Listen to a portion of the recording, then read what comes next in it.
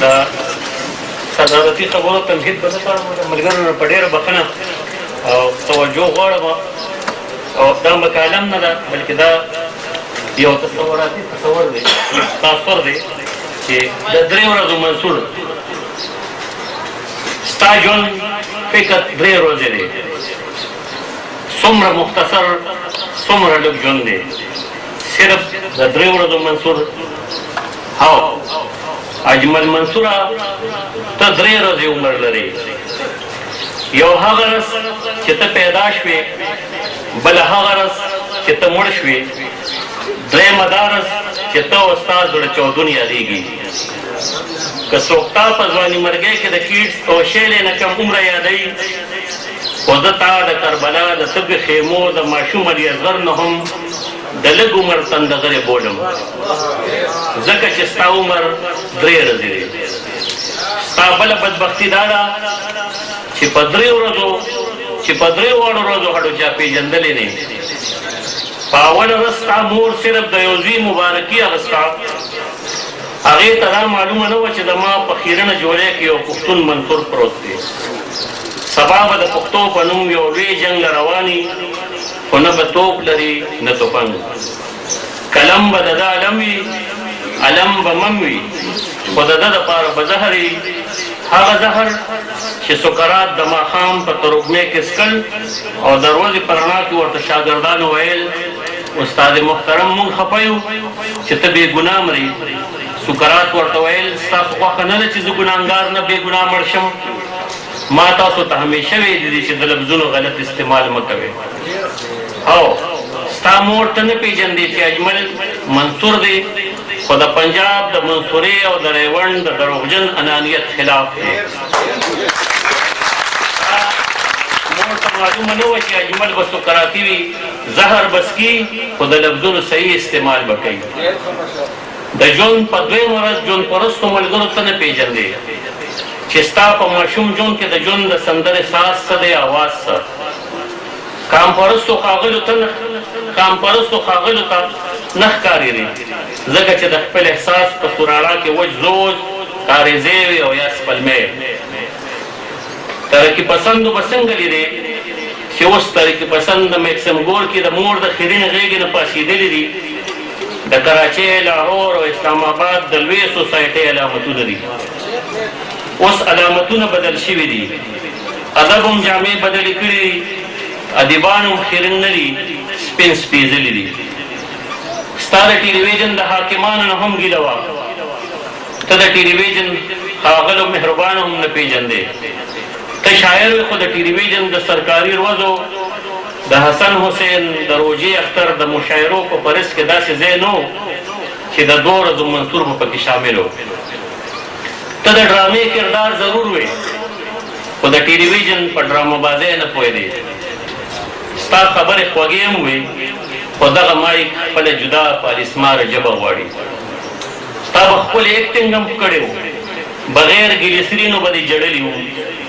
خو د ټلویزیون د کیمرې پسې پرده اکا د خپلې خوښې ژړا او خندا غواړي ستا شناخت د اکیډمیت بیاد دپاره هم څه عجیبه غوندې و د وظیفې د یکمش امداد هغه ضرورتونه دې نه پوره کول چاپ کتاب ستا نه و کور موټر پاکې جامې ستا نه وې سپین ډکي ستا نه و ستا تور ویښتان او تور لفظونه د ادبیاتو د سپینو ویښتانو سره متصادم وو ستا په کریډ کې ډېرې خړې سپورې مشاهدې وې خو د لویو هوټلونو محفوظ حالونو دننه ستا په کریډ نه سیمینارو نه ورکشاپ نه ګډون او نه مقاله ستا د ژوند 2 ورځ هم ستا عجیبه وه مرګ راغی او لاړ د کور لرې دا ښاغلی مرګ داسې رغې لکه کودتایي جرنیلان خلک وایي په کفن کې جیب نی خو اوس مړي او کفنونه هر څه بدل شوي دي مړي خرڅېږي خو مړې بویا کفنونو کې جیبونه هم شته په هر جیب کې د مړي جدا جدا قیمتونه هم پراته دي زخمی 50,000 روپے شهید 1,00,000 روپے پنجاب لاهور اسلام آباد کراچۍ کې دا قیمتونه جګ دي ځکه چې هلته پنجابي سندي او مهاجر د لویې لوبې حصهدار دي او موږ د بل په لوبه کې نه لکلو که په داسې ډول کې مړ شوې چې په کفنونو کې د جیبونو نوې فیشن عام و خو بدبخته وي چې په داسې فیشن کې هم ستا کفن کې چا جیب جوړ نه کړ ها دا خوشبختي دې منم چې په ژوند کې په اول ځل سر تر پښو د کفن په څادر کې ستونې سته وغځېدې او د لنډ څادر هغه شکایت دې په مرګ ختم شو چې پښې دې پټولې نو سر دې سر تورېده او چې سر دې پټو نو پښې دې ښکارېدې په کفن کې د جیب د نه جوړېدو وجه هم شاید دا وه چې په دې جیب چې یا به دې جیب جوړېدو او یا به د کفن پټکې په ټوله ټوپې کې سر تور ګرځېدې په مرګ دې لکه د باباګانو سپین پټکې وتړلو تورګیرې بابا شوې اوس خو په پښتنو کې باباګان هم ختم شو د پښتنو لپاره د بابا هغه یو حرف هم اوس په بله معنه دی د مردان چنچو رکشو دیوالونو موبایلونو د پښتنو دا دروند ټکي بدنام کړ او دا ستا د ژوند درېیم ورځ ستا ښاغلي کلیوال علاقوال ټول کام قلم قبیله دې راغلې ده ستا په زړه چوجون کې تا یادوي ستا ملګري وایي 22 کلن اجمل منصور زه وایم د 3 ورځو منصور ستا ملګري په زړه چودون کې بیا بیا ستا د کتاب د ارمان ذکر کوي خو زه وایم دا هغوی د خپل جرم اعتراف کوي کم ارمان د ظالم بچی چې په ژوند نه پوره کېږي هغه په مرګ پوره شي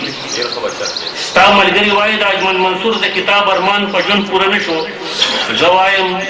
لکه چې پیغمبر بغیر کتابه مړ شي هر پیغمبر ځان سره کتاب وروړي شاعر پیغمبرانه کار کوي خو کتاب ورسره نه ستا ملګري اعتراف جرم کوي چې ستا ارمان ورته معلوم و خو روژولی نه شو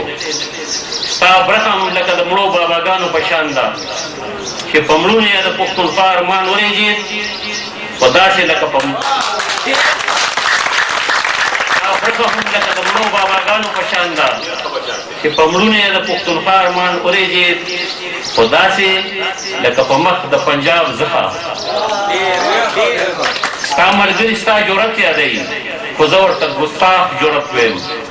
ځکه چې جرأت ستا پښتون فطرت دی ګستاخي د دې وطن د بد عمل عکس العمل په داسې وطن کې خلک د ګستاخۍ نه بغیر څه زده کړي په داسې وطن کې به خلک یا د حد نه زیات باادابه ادبیان وي یا به د حد نه زیات ګستاخ پښتانه وي مونږ آداب چېرته زده کوو دا خو درباري ټکې دی شاعران په دربار نه لري دربارونه په منصوران او بشران مشکوک بولي که مونږ ته اوس هم څوک په درباري عینکو کې ګوري مونږ له ستوري او تمغې راکوي نو دا به د فرعون او د موسی لوبې چې د فرعون په غېږ کې په وړوکوالي موسی ناست و د هغه نه یې ګیرې شکوله او فرعون د موسی پیغمبرانه ګستاخۍ ته ټوکې لوبې ویلې د 3 ورځو منصوره نن ستا د ژوند درېیم او اخري ورځ ده ستا د ژوند په فن اعتراف کوو ستا زړه تودون ته ستا ارمان وایو ته عنوان یې موږ د لفظونو جادوګران تا ته دروغ وایو که ځان له دوکه ورکوو ستا ارمان یې موږ ستا د ارمان نازولي مجرمان ستا روح د میلې رک شوی ماشوم دی څوک وله په سپورو سترګو کې رانجه لګوي څوک وله په وچو ویښتانو کې تیل څوک وله خال تازه کوي څوک یې په شونډو ښکلوي خو لږ ساعت پس به دا میله خوره شي ټول خلک به خپلو کورونو ته لاړ شي د 3 ورځو منصوره ته به یوازې پاتې شي ستا روح په خاموشه میله کې وایي لږه توجه غواړم چې ای زما ملګرو ما هم ستاسو په شان په ډېرو مړو نظمونه ویلي دي ما هم ستاسو په شان خپلو ملګرو د درنو درنو لفظونو خراج ورکړی دی اوس د هغه شان مړ یم روح یم خو بدروح نه یم د 3 ورځو د ژوند یوه سرمایه لرم د لفظونو د شعرونو زړه چړودون هم د کور د یو څو ژوندو انسانانو افسون هم هغوی و فکر زما زړه چاودون کتاب په سینو پورې نیولي او داسې تصویر وي لکه چې څوک په دې تیاره وطن کې د پټو فرښتو له خپل ګمشده کسان غواړي. دا رسم بدل کې دا دستور نوي کې خپلو مړو له ژوند ورکې کني دا رسم ډېر ظالم دی. په تاسو به هم داسې میلې ګرمیږي او لږ ساعت پس په خپله خپلو کورونو ته ځي. زه د 3 ورځو منصور حیران یم چې دا میله زما د زړه چاودون وه او که دا ستاسو وه.